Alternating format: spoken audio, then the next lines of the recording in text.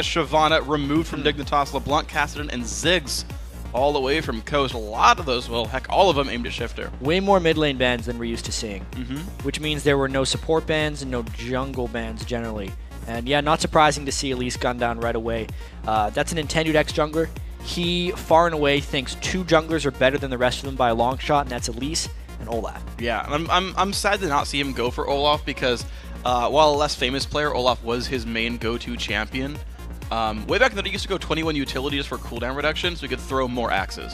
Yeah, that was intended X style jungling. So back in the day, going for the Elise though, of course, more fast picks coming through as well.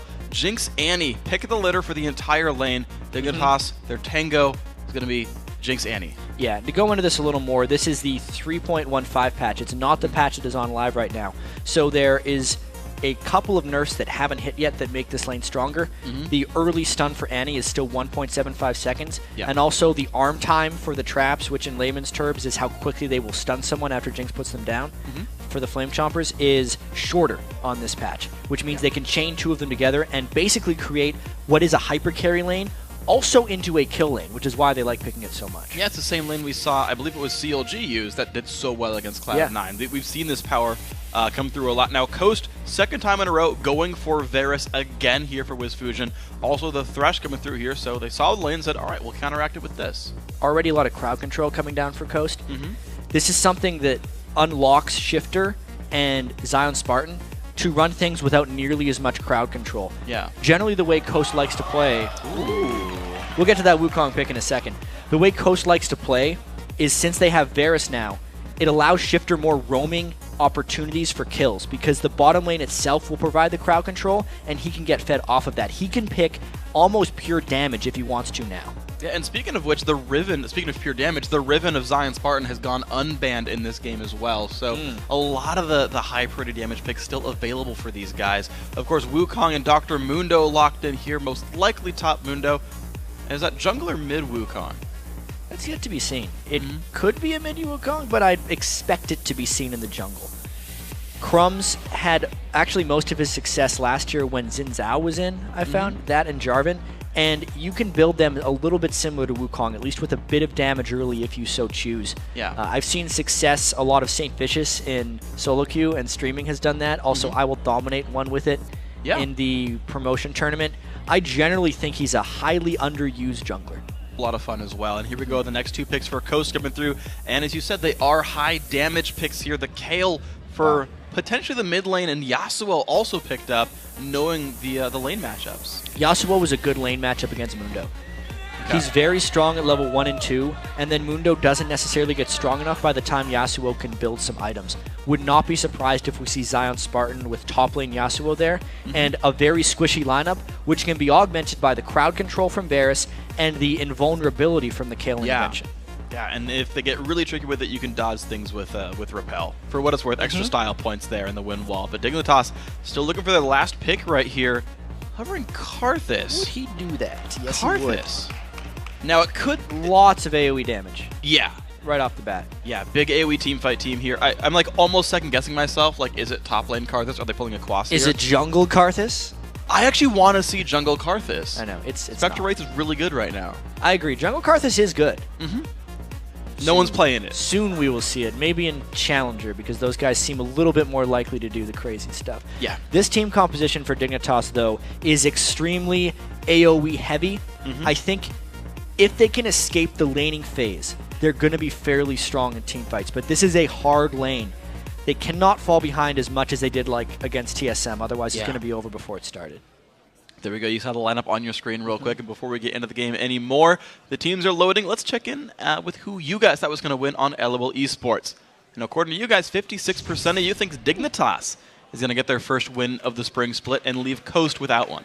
Yeah, that is a very close fan vote, I'd have to say. Dignitas, after that 22-minute loss to TSM, needs a confidence builder. EG just had a confidence builder as well. You know, all of these games early on matter because the early positioning does a lot to a team's mentality. And Dignitas has had some mentality problems in the past. I feel like Skara is either playing great or he loses his confidence and he just starts looking looking terrible. And he's been in a bit of a funk lately, and he really just needs to get his confidence back more than anything, because we know he has the capabilities to be a top mid lane player. Yeah, absolutely. And of course, these guys are facing each other. Both teams who could use some confidence boosting games. Both these teams without wins right now. So if you're going to win against someone, you might as well be a team with a 0 in the win column. Yeah. And kind of ups your chances, I feel like. Statistically, they're likely to lose. Statistically, what? Statistically, the opposing team is likely to lose, so you're more likely to win. That's how that works, right? Why is the opposing team more likely to lose? I don't understand. It's science. It's a 50-50. It's not really science. You can't science. just say science and make it true. Yes, I can. It's how it works. Here we go, guys. Coast loading into the game on the blue team. Zion Spartan is going to be top lane Yasuo here. Nintendo jungling the Elise. And Shifters that mid lane Kale. Watching Dignitas walk their way out. Yep, jungle Wukong. You called that one right, Crumbs. Gonna have a fun time dashing around here. Here we go. People walking up to the river. Haven't seen this before. Okay, so very early on in the game, Dignitas has to be careful not to lose control of everything, in a sense. Early on in the game, while Karthus can shove, he is vulnerable to Kale fighting. Also, Yasuo is an extremely strong level 1 and 2 laner, meaning that Zion Spartan can push Cruiser the Bruiser in the top lane. And the biggest thing they have to worry about is that Wukong's early jungle is mainly just about survival, and Elise is an extremely strong counter jungler. So combined, Coast has the potential of pushing in both of their solo lanes and then going and trying to kill or disrupt Crumbs' jungle. If that happens, it's going to be very difficult for Dignitas to pull off any sort of game plan, because they have a very open early game vulnerability that I think Coast is going to try and exploit. All right, guys, let's track Nintendo's progress and the solo lanes then. The 2-on-2, of course. Dignitas got their first pick on that one. We probably expect Dignitas to have a better time there in the bottom side. Zion Spartan, an aggressive ward up in the upper tri-brush. Nintendo going to be starting, looks like, his own blue buff here with help from Zion. So Coast sending their duo lane down bottom early to get the first shove. And actually, Dignitas looking for a lane swap here. Lane swapping isn't that bad of an idea here. What this also allows them to do is defend Crumbs' red buff if they want to.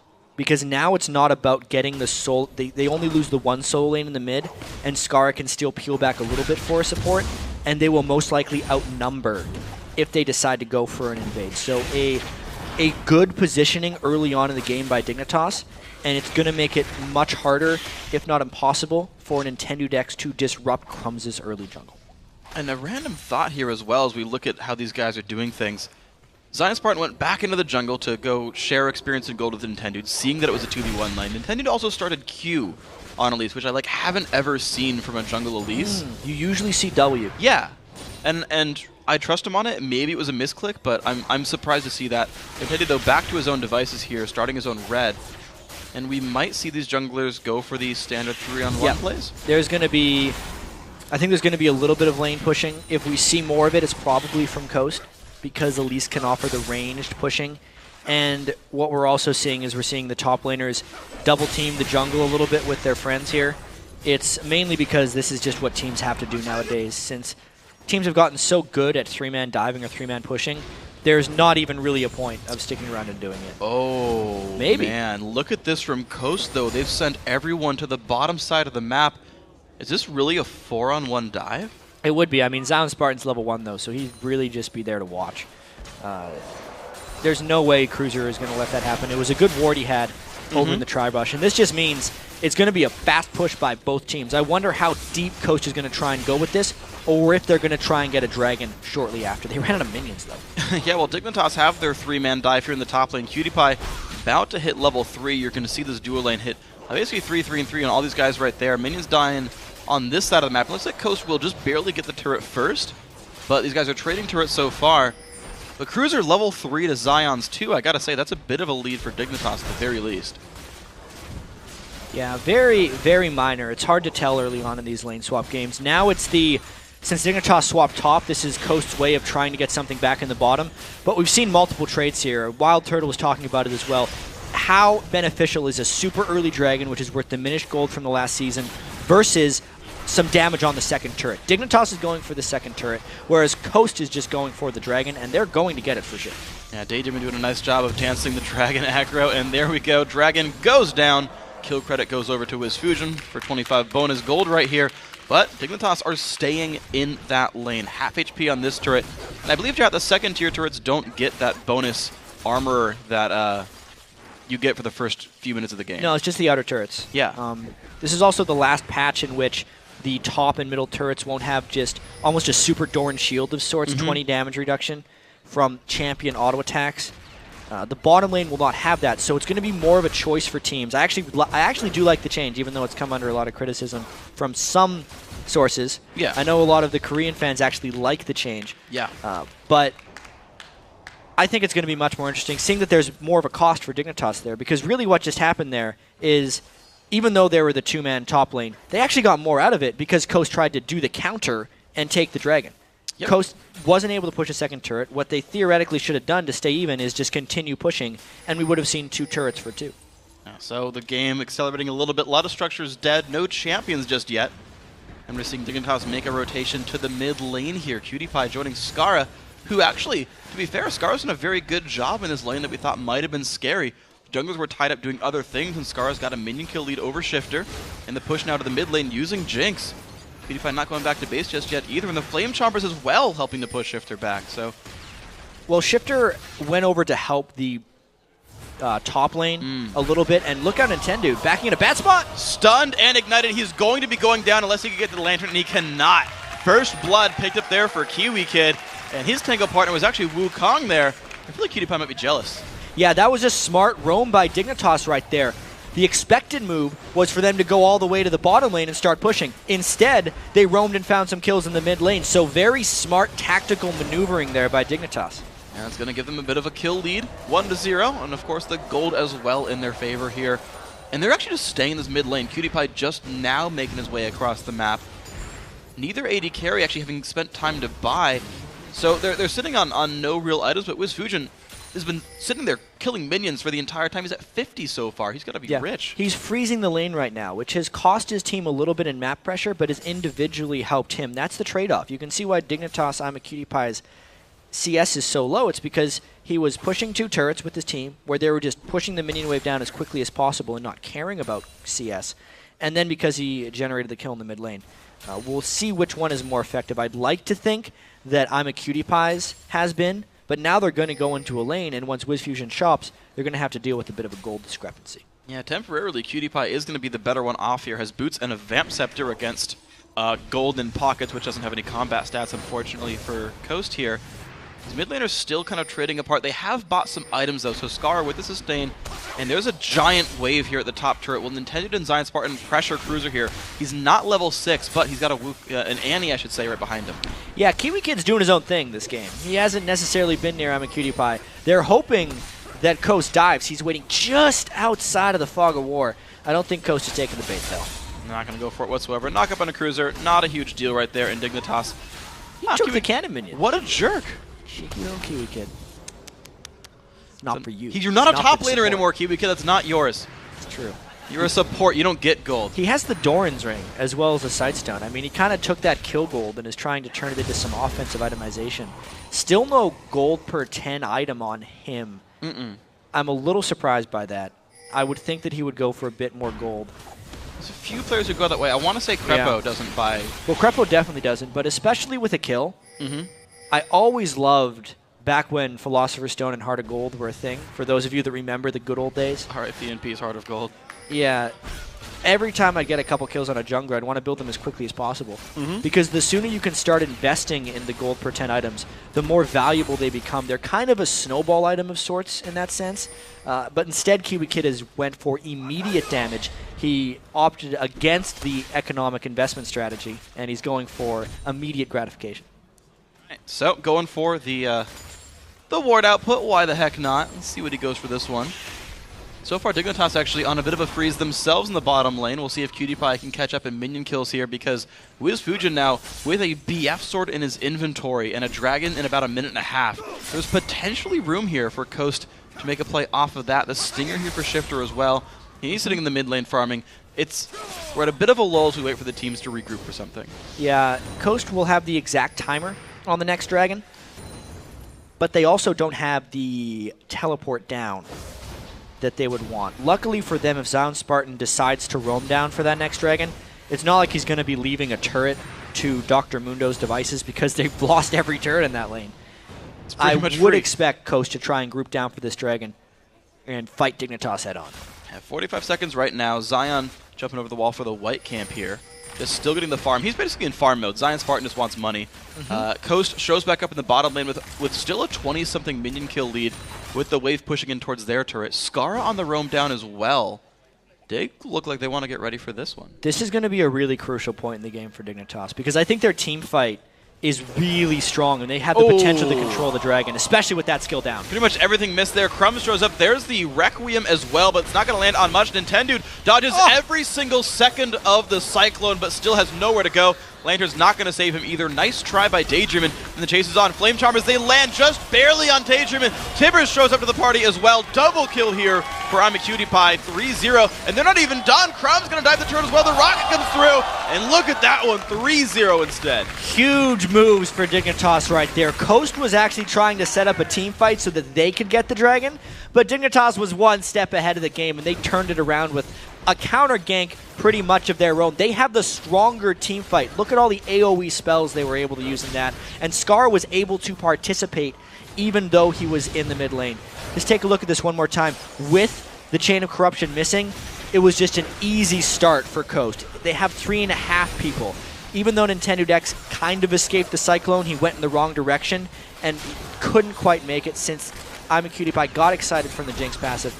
They could just completely chase him down. That's the unnerfed arm time on the Flame Chompers, catching the Thresh and gives them the kills they needed.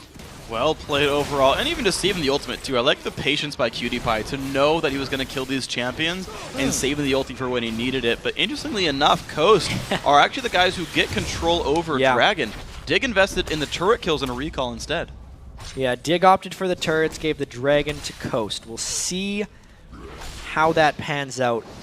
Considering Wiz Fusion was just freezing the lane anyway, I don't know if I completely agree with that decision by Dignitas, but it's one they're going to have to live with. They are still up 2,000 gold, and they have now taken 3 turrets to 1, so maybe their building advantage will have its own benefits. Well, I mean, you look at Dignitas, and they certainly got the advantage as far as their AD carry is concerned. Already the Bloodthirster completed for Cutie Pie, despite the prior lane freeze by Wiz Fusion, right? The selfish benefit he was going for that you talked about. Dig got more team objectives, and their AD carry still got ahead here. And look at this, the mid lane actually left open as well, and Crumbs is coming around behind. Nintendude, good Kale, but that might not be enough. Another, oh my gosh, well played there by Coast. He does survive.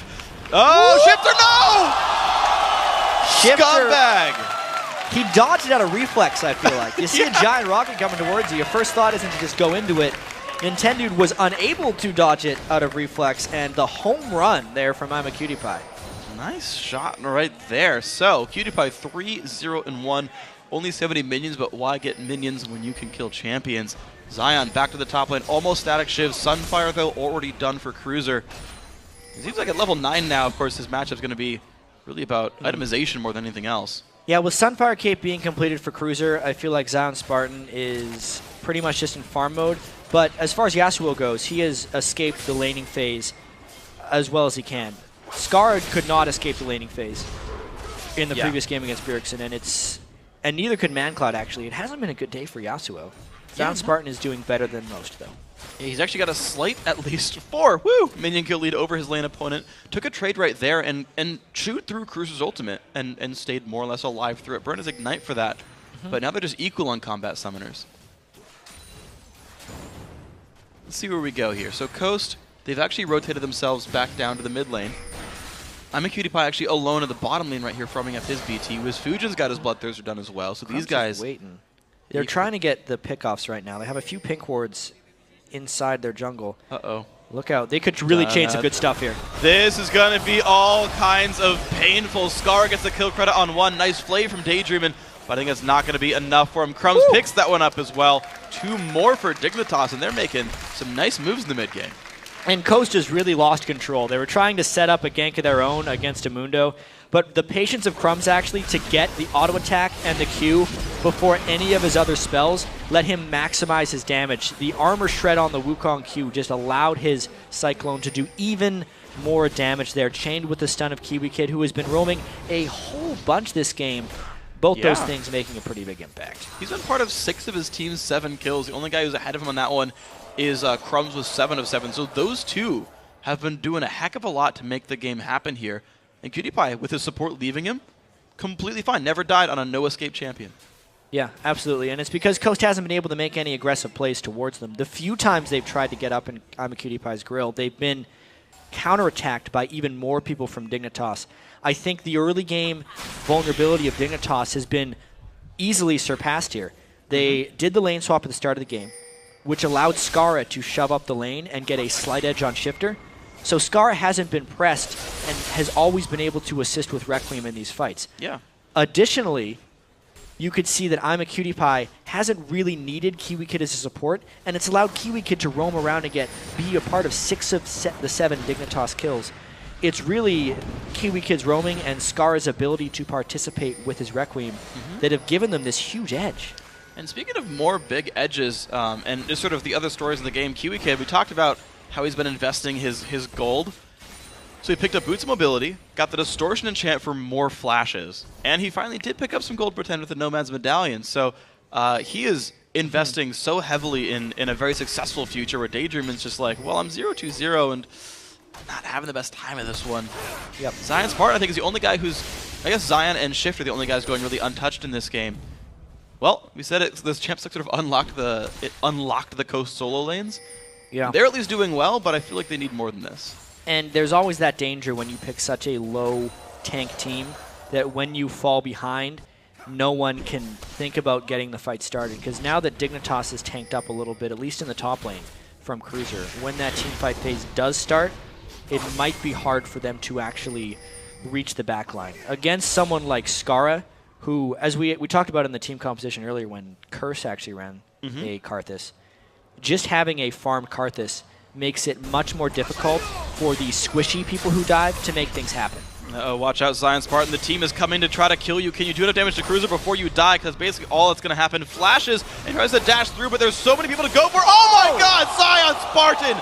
Are you serious? Taking one down with him. Spectacular play there by Zion Spartan. His E on Yasuo, the sweeping blade, does go up in damage the more you use it, and he got a max damage one there. All right, well, Skara popping the exhaust on Shifter over the top of the slow, and forced to flash as well. So Shifter just burning the ignite, but taking away 2 summoners. Yeah, and that was with a 2-level disadvantage that Shifter was able to do that to Skara. That was a level 12 versus a 10. That's what I thought we'd actually see more of in the laning phase, but Skara kept his distance so well from Shifter's Kale that he's been able to keep his farm up, 171 to 140. Yeah, significant farm score just in general for Skara, keeping that 10 per minute thing going on pretty strong. Coast grouped up for Dragon a little bit early, actually. They went down to the area, but it wasn't there, and now Dignitas have made the rotation in time. The Zion Spartan's top lane, this is an easy man advantage for Dignitas, and the reveal in 10, dude. Don't try. Yeah, don't go for it. Okay. Nice trying the piercing arrow.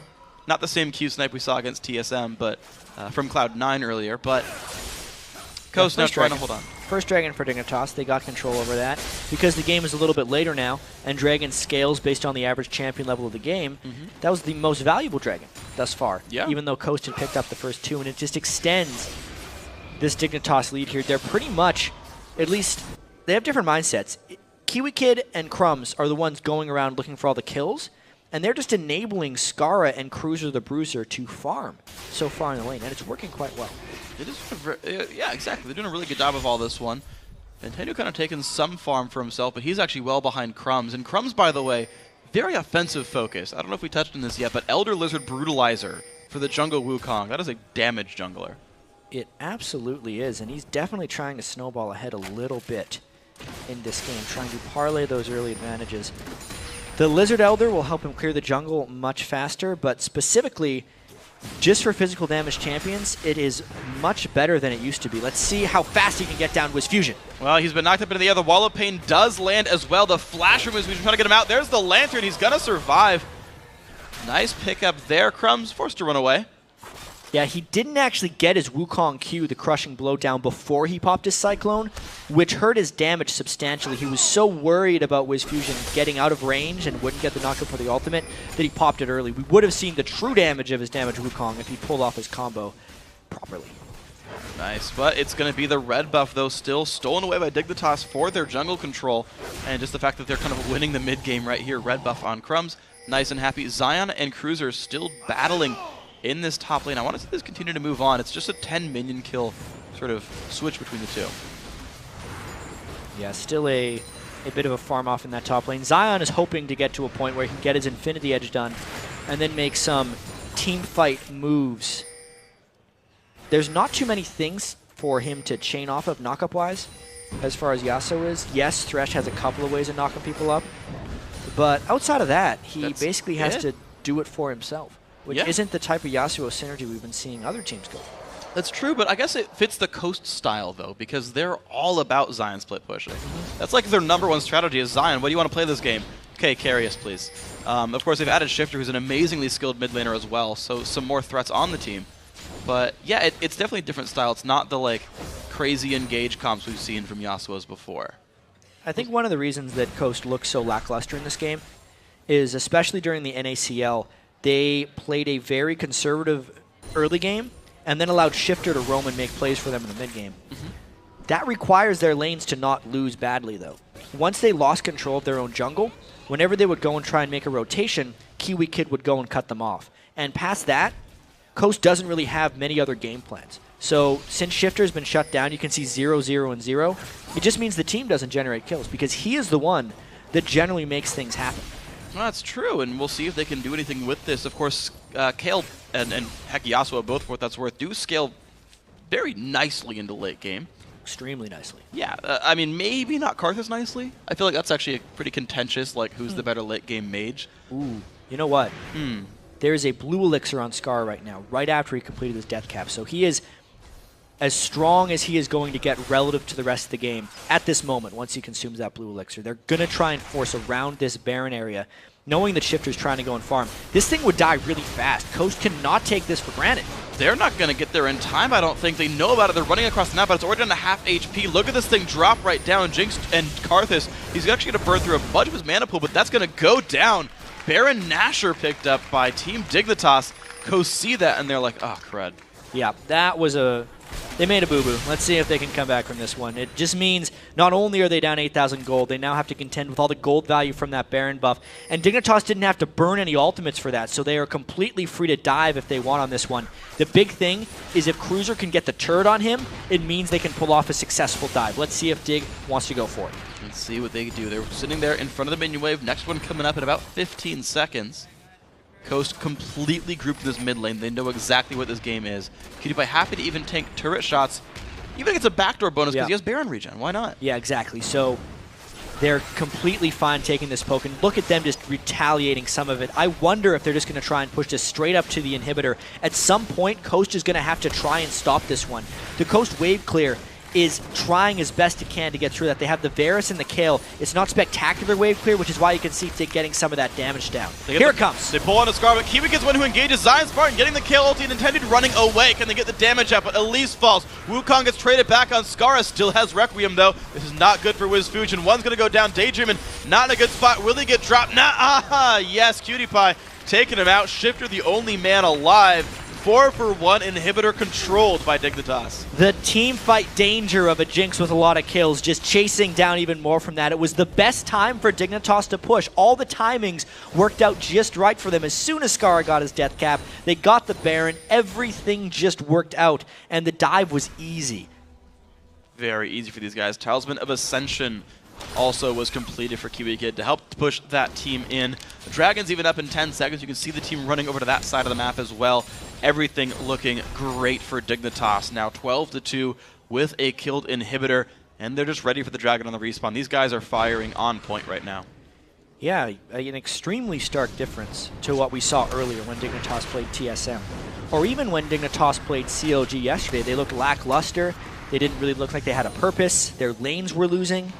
And in this game, they have roamed around so well. They've been very decisive with their initiations, and they've looked like just a completely different team. Yeah, an absolutely great team right there with champions that seemed pretty comfortable for them. I think, remember, a lot of our bans were focused on the mid lane, so everyone else got to play what they wanted. Dignitas rush picked their bottom lane. Kiwi Kid got to make a lot of plays on Annie because of it. and it was them finding a good early game plan. I think that was a big part. Crumbs and Kiwi Kid looked very comfortable. The jungle Wukong has worked out quite well. You can see 2 and 9, and 2 and 9 on Kiwi Kid as well. It was kind of a dynamic duo of Annie Wukong. Is he doing Volcano Wukong, or is he just the normal boring Wukong? Nah, he's not. He's doing like the Jade Dynasty Wukong. Yeah, that's actually my favorite Wukong skin. You don't like the Volcano Wukong? I mean, it's cool and all, but I usually like the newest one. Okay. Just as like a general thing. I'm like an anti-hipster. I was actually going to just say that. Good work. You can if you want. Too late now, freak. All right, so Dignitas actually has 5 people grouped up and ready to go. They miraculously still have some Baron buff left because they were so quick acting on that last Baron. Even when their Baron falls, I feel like they should still feel safe going for another turret dive. Because the distortion boots were bought by Kiwi Kid, he'll actually have his flash initiation up in about 45 seconds. So without Baron, I actually think they could go on the next flash tibbers. Well, let's see. They've got 2 waves then until that happens. The inhibitor taking some attacks right there. I'm a Cutie Pie happy to shoot that thing with his rocket launcher. Fishbones is its name. And we'll see what they go for this one. Not javelins, cleavers. They're like javelins, but they hurt more. No. Depends on how much AP you have. More. Depends on the AP. With Cruiser's build, I would rather have cleavers than javelins. Well, yeah, if you build Randwinds and Centaur in Italy. Just saying. All right. All right, there we go. The siege going to continue. Baron buff no longer here, but the flash almost up. Almost up. Got a couple seconds. Let's see. It's got 5 seconds left. So this initiation, they would want to get Kiwi Kid to drop the Tibbers, and they want it, in the perfect world, get the turret onto Cruiser the Bruiser's Mundo because he's 232 armor, the whole crap load of regen. Yep. Last time it got on Crumbs, and he actually died since he's a very squishy Wukong. But they don't seem like they have any qualms about going in here. They're posturing themselves very aggressively. Oh, here we go. Cruiser going to go in, and nope, it's actually, I'm a Cutie Pie pull dagger, but the turret's dead, so here we go. Nintendo dropped dangerously low, and control over the inhibitor is here. Coast haven't even engaged on this one. They gave up the inhibitor just for kind of receiving mean looks about this. Yeah. They backed out. 2 out of 3 inhibitors now down for Dignitas. They might want to shop before cycling down for the third, since Skara and Cruiser are a little bit low, but it really just depends on how confident they are feeling as a team right now. They've actually spent a decent amount of their gold. They're sitting on about 4,000 or 5,000, which would still give them about a 10,000 gold lead, which might be why they're still sticking around. Well, there we go. The minions swept away. They did look for the rotation on the minion wave there. About 25 minions in that pool, but they didn't get it here. Mid lane and Hib should be coming back up, and there it is, actually. Dignitas going to stay for this one.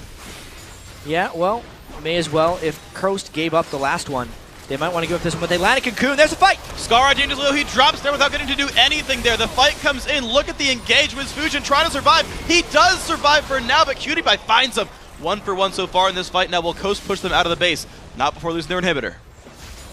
Pretty good catch by Coast in that fight, but it just clearly wasn't enough.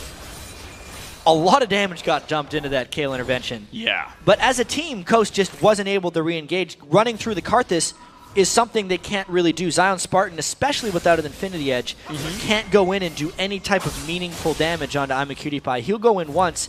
I feel like Kiwi Kid will just stun him, and then that Infinity Edge, I'm a Cutie Pie would finish him off. So we can just see the nice combo here. They chained double CCs into Skara and then blew him up from range. And at that point, they wanted to just run away as best as possible, which they did pretty well. They had pretty good disengage because they're pretty much all range champions. It did mean they had to abandon their inhibitor, though. Yeah, and you talked about sort of Coast being unable to chase them as well. You mentioned that there's no real knock-up synergy here for Zion Spartan. I haven't seen him ult almost at all this game, and certainly not as a re-engage tool here. So, yeah. Unfortunately, Zion's been sort of sitting there auto-attacking. Finally finished an Infinity Edge, so that's done for him. But a much less frightening Yasuo from what we've seen in some of the games in the LCS so far. Yeah, this is definitely not Yasuo's day. No. He's 0-2 so far. This Baron is too fast for Coast to even consider trying to stop. I do think Dignitas has played a much better game this time. Surprisingly, like the last 3 games of the day here have been very one-sided. Yeah. We had very competitive games, I feel like, in the first day, but here they've been, totally decisive. Different. Yeah, incredibly decisive. Fairly clean. Yep. I feel like good decision making. They're not getting too aggressive with dives. Remember, EG actually didn't have anyone die for the last 15 minutes. Yeah. I feel like the third kill from CLG was minute 12 or so. This one 13-3 as well. It's a surprising champion select to work out for Dignitas because normally teams have been so paranoid about what to do in the early game. And especially Dignitas has had issues falling behind in the early game. If I think back to when Dignitas was a very strong team in North America, which I think was in the start of Season 3, they were doing it with Xin Zhao and Diana and Kiwi Kid on stuff like Elise in the top lane and Draven from AmaCutie, even Graves, just like these early game champions that would just dominate lanes. And then because Dignitas was so far ahead, they would just kind of push all the lanes and win because they were ahead. Yeah. And then when they stopped being able to win the early game, they kind of stopped being a dominant team. They started losing a lot. Yeah. Which is weird how they picked the Karthus in the Mundo, but then still win the early game. It was kind of just a miraculous performance by Kiwi Kid to get them through that early game and make plays happen. Because the team comp wasn't actually speaking to an early game domination, but they dominated the early game anyway, and we're seeing the results of that. Here's a fight. Here we go, the rocket comes across, and there's the knockup on the 2. Zion Spartan just barely getting away, but then still dies. Looks like everyone else forced to run so low on the health bars here. Of course, Scar has already Requiem, but it's enough to get them into the base. 3 members already dead. Sorry, 2 already dead from Coast, and Dignitas just completely in control. They're going to take the win at about 31 minutes in and put themselves on the scoreboard. Scar giving him the claps that he loves to do after every victory. We haven't seen those claps for a while. Yeah. They lost 2 Battle of the Atlantic games, 2 games at the start of the season, and finally they have a dominating victory over Coast. 15 kills to 3. Scar played very well on his trademark Karthus. Yeah, completely did a great job in his lane. It's weird to say won his lane when he didn't kill anyone, but when you're Karthus and you get 50 minion kills without dying, you won your lane as Karthus right there. Scar putting up a great performance. Everyone else doing a good job, and Kiwi Kid especially I gotta talk about because converted support player from the top lane. Got a lot of flack actually for his top lane play at the end of the season. Having to fill shoes with Patoy, who was one of the best support players we'd seen in North America. And he was a key part of this victory. And it's funny because we had the feature early on about Kiwi Kid and AmaCutie and how they kind of tango and dance together. Yet this game was all about Kiwi Kid just not being with AmaCutie. And they both just kind of did their own thing, but it gave them all their roaming advantages. Yeah, it's like, this is going to be a weird one. Kiwi Kid kind of walking across and asking someone else for the dance. And Crumbs did say yes. Yeah, he did. And to be fair, though, for Cutie Pie, right, even though he was left alone without a dance partner, he danced by himself pretty happily. I feel like he's the type of guy who can dance by himself? Who can dance quite well by himself. Yeah, I believe it. He could put on a mean head banging. He's got the great hair for it. I was hoping he'd do some like classical dancing. That'd be awesome. Tango with himself. Does that even work? Probably not. I feel like that's like by definition Kiwi Kid could do it though. AmaCutie. I believe, yes. Yeah. If there's anything that could be done that's not supposed to be done, it's probably AmaCutie Pie. So Dignitas ending the day with a win. EG ending the win with a day as well. The day with the win. What? Oh, did I really just do that wrong? Like twice in a row. Oh my gosh. Really cool. Ending the day with a win for both those teams, putting themselves back in the standings, of course. A lot of new things sort of coming through here. Right, Cloud9, I think they've played different things every single time. At least sort of different types of comps, I feel like, every single time so far in their 3 wins. XGG looking pretty good. TSM looking pretty good. These guys all started putting some wins together. Coast is kind of like the one team where I'm like, I feel like you guys had higher hopes coming into this one.